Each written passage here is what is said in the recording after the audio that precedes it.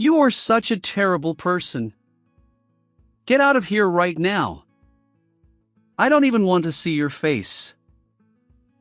My husband, who believed my mother-in-law's lie, said that and kicked me out of the house. My mother-in-law was laughing at me from behind. I don't care anymore. If he's going to do that, I won't show any mercy either. I'll send you to hell. My name is Amy. I'm a 32-year-old nurse. I've been married to my husband Mason for 3 years. I have a busy job with night shifts, but Mason is understanding and treats me kindly. I'm home. You're late again today. Sorry, one of my patients' condition worsened. It's okay. Being a nurse is tough. Thank you. Sorry, I just bought some side dishes. It's okay. I like those side dishes. I also prepared bread and soup. Wow, thank you. That helps a lot. Mason helps me with these simple household chores. It's really helpful when I'm busy with work. He takes care of me, and I think I was able to marry a good husband. It's been 3 years since we got married, but thanks to Mason's kindness, we still have a very good relationship. I thought we would continue to live happily as a couple and eventually build a happy family with children. However, something happened and our relationship gradually changed. It happened one day. On a holiday, when we were resting at home, Mason received a call from his mother. Hello, Mom. What's up? I'm sorry to bother you all of a sudden. There's something I'm worried about. What? Something worrying? Actually, your father is acting strange. Strange. I don't know how to put it, but he's showing some symptoms of dementia. What? Are you kidding me? He still remembers my name and such, so I think it's mild, but I'm worried about what will happen in the future. Oh, I know. If there's anything I can do, just tell me. Thank you, Mason. After hanging up the phone, Mason told me that his father was suspected of having dementia. I'm worried about my dad. He's been healthy until now, so I'm worried. I want to do something for him. Yeah. If there's anything I can do to help, I'll do it. Thank you, Amy. I looked for a good hospital to visit for dementia and asked other nurses at work. I was prepared for anything that might happen. But things took an unexpected turn. It was Mason's words that triggered it. One day, Mason told me that he had something to talk to me about. What is it? I sat across from Mason at the dining table, drinking coffee after dinner. I stopped stirring my coffee with a spoon when Mason said something unbelievable. I'm thinking of living with my mother and father. What? Living together? Don't you remember I told you that my father was suspected of having dementia? His symptoms have gotten worse, and my mother is having a hard time. So I thought we should move back. It would help prevent his condition from worsening, and we could take care of him if anything happened. Of course, you'll help my father too, right? Well. You said you'd help before, didn't you? I said I would help by finding a hospital or something, but I never agreed to live with them. Amy, do you not want to live with them? Don't you care about my parents? No, it's not that. Then it's okay, right? Mason decided to force us to live together. I felt a little uneasy about the way he decided it without asking me. I was shocked that Mason, who is usually so kind, would force us to live together like this. But he has always been understanding of my work and helped with household chores. Although I don't agree with what he did this time, I started to think that maybe I should accept living with his parents, considering all the kindness and gratitude he has shown me so far. That's how I convinced myself. I reported to my parents that we had decided to live together. I see. Dementia is tough, so I understand the desire to cooperate as a family. But don't push yourself too hard. You can come back here anytime if something happens. Your home is here. Thank you, Mom and Dad. And so we moved into my in-laws' house and started living together with them. Nice to meet you from today. Yes, nice to meet you too. I'm sorry to ask so soon, but could you prepare lunch? Oh, yes, I understand. It was around lunchtime, so I started preparing right away. We had lunch together with my in-laws and then I washed the dishes and started unpacking. That's when my father-in-law suddenly spoke to me. Is lunch ready yet? What? You had lunch, didn't you? Huh? Did I? Yes, let's go back to the living room and not disturb the unpacking. I was relieved that my mother-in-law helped me, but I saw that my father-in-law had dementia. He's definitely showing symptoms. Maybe I should introduce him to a hospital soon. I'm still worried about my dad. Yeah. Me too. He hasn't been examined at the hospital yet, right? Yeah, he seems to really hate going to the hospital. It's taking a lot of effort to convince him. I see. I understand that this won't be easy. I'll do everything I can to help. Thanks. I'm glad you're my wife. You're very reliable. Mason. I was happy to be appreciated like that by Mason. I still don't agree with the fact that we were forced to live together, but there's nothing we can do now that we've started living together. I'll just do my best in this environment. I decided to communicate well with my in-laws from now on.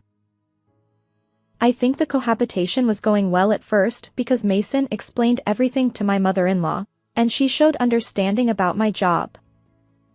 So on days when I had night shifts, my mother-in-law took the lead on household chores, which was a great help to me. However, the situation gradually began to change, and my share of the household chores increased. On nights when I had night shifts, my mother-in-law asked me to prepare breakfast for my in-laws and Mason before work, so my role was to prepare breakfast for them the next day. It was quite a hassle, and it was also physically exhausting to cook dinner too. And it wasn't just night shifts that were difficult. Even on days when I was a little late, my mother-in-law would get very angry. What time do you think it is? It's already past 6 p.m. I'm starving, so make dinner quickly. I'm sorry, work ran late. I don't want to hear your excuses. You're the daughter-in-law who came to this house, so fulfill your role properly. My mother-in-law yelled at me unreasonably. My mother-in-law seemed to be putting herself first all the time and stopped considering my circumstances. At first, she seemed to be trying to put on a good face, but her unreasonable behavior became worse and worse. When I bought side dishes because I was busy with work, she would say, "You're not going to feed us this kind of food," and throw it in the trash. I can see why Mason has been treated so badly until now. But from now on, I won't let you do whatever you want. I'll guide you to become a good daughter-in-law. My mother-in-law said that, but throwing away side dishes without touching them is too cruel. That night, I talked to Mason about it. I reported all the unreasonable things my mother-in-law had said to me in detail. But Mason didn't take my side. Isn't it because of your attitude? What? Mom is a wonderful person. She's trying to guide you, right? Isn't that something to be grateful for? And she's right. You shouldn't buy side dishes. If you were a normal housewife, you'd cook homemade meals. I have night shifts, you know? Then quit your job and become a housewife. You can do both household chores and caregiving if you quit your job. What? Are you serious?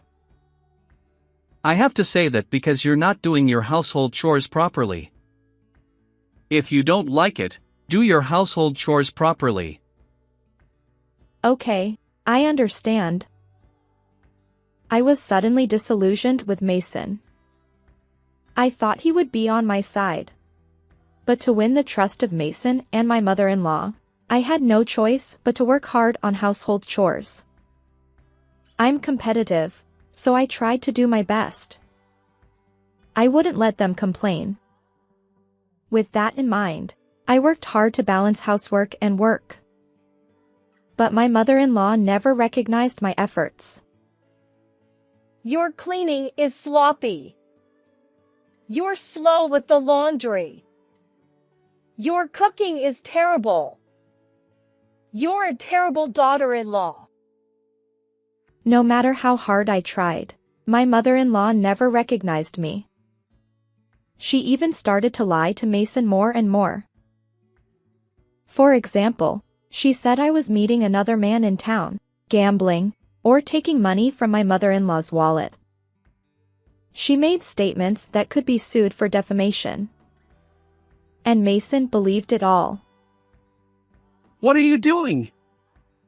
Cheating, gambling, and stealing? That's not something a person can do.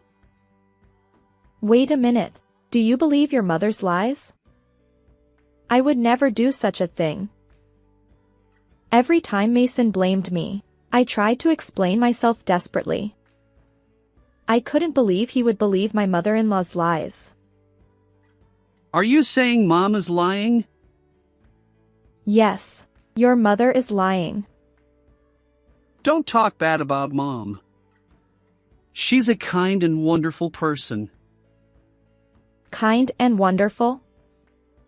That's far from the truth about my mother-in-law. At least I've never seen that side of her. Mom is tired from taking care of Dad.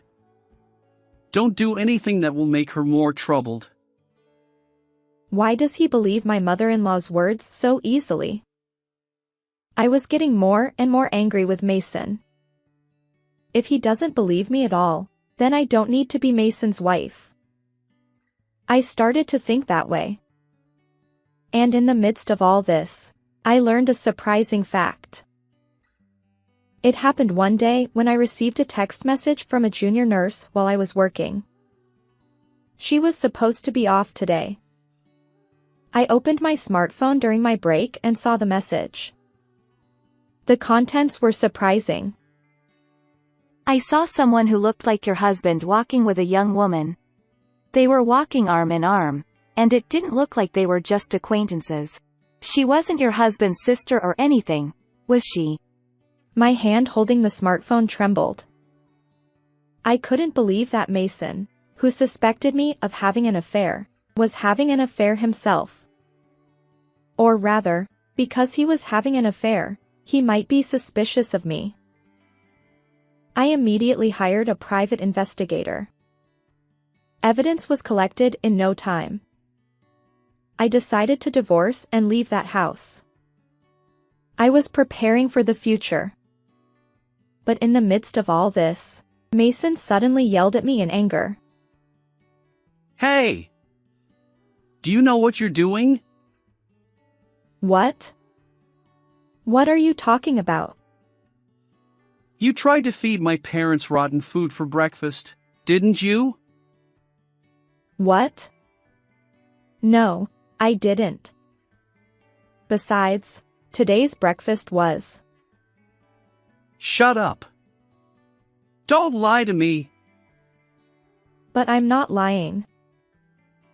I didn't have time to cook that day, so I bought various ingredients that they could eat by themselves, like bread, jam, and yogurt, and put them in the fridge. I didn't make anything for my in-laws.